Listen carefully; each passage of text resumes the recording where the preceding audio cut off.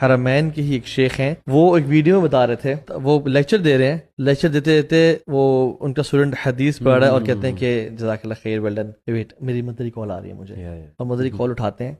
أما قوله في قصة موسى عليه السلام. أحسن، جزاك الله.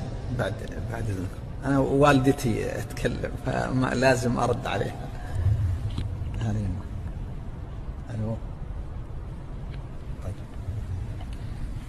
نحن الوالدة ونحن في النفل ونصلي نقطع يا إخواني النفل. كان رجاء بن حيوة أمام تلاميذه تناديه أمه تقول له يا رجاء قم وانثر الحب للدجاج، فيقوم يقطع درسه وينثر الحب للدجاج ويعود. يعني खैर वो कनेक्ट बात साथ लंबी नहीं हो सकी, लेकिन फिर वो बंद करते हैं। कहते हैं कि मेरे भाइयों, अगर तुम नफल नमाज तुमने शुरू किया, तो नफल नमाज पढ़े और तुम्हारी माँ बुलाए, तर्क कर दो नफल नमाज को, क्योंकि नफल नमाज ज्यादा अफजल और ज्यादा तुम्हें फर्ज है माँ का हुक्म मानना, और ये नफल है। और फिर कहते हैं कि एक सलफ में से एक बड़े आलिम दीन है रजा बिन हयवा, कहते हैं वो बहुत बड़े आलिम दीन थे और उनके सामने थाउजेंड्स ऑफ स्टूडेंट्स बैठे होते थे और वो दर्स दे रहे होते थे। तो उनकी माँ बुलाती, राजा बात सुनो और मुर्गी को दाना डालो। तो वो जाते, स्टूडेंट्स वेट कर रहे होते, मुर्गी को दाना डालते और वापस आके वो दर्स शुरू करते। ये हमारे असलाफ का तरीका था बिरुल वालिदैन का।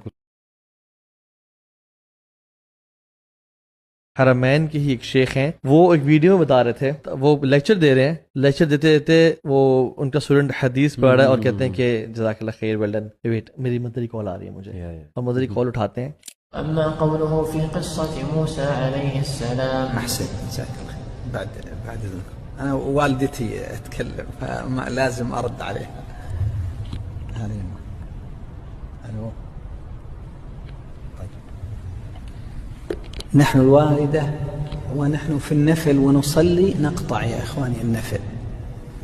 كان رجاء بن حيوة أمام تلاميذه تناديه أمه تقول له يا رجاء قم وانثر الحب للدجاج، فيقوم يقطع درسه وينثر الحب للدجاج ويعود.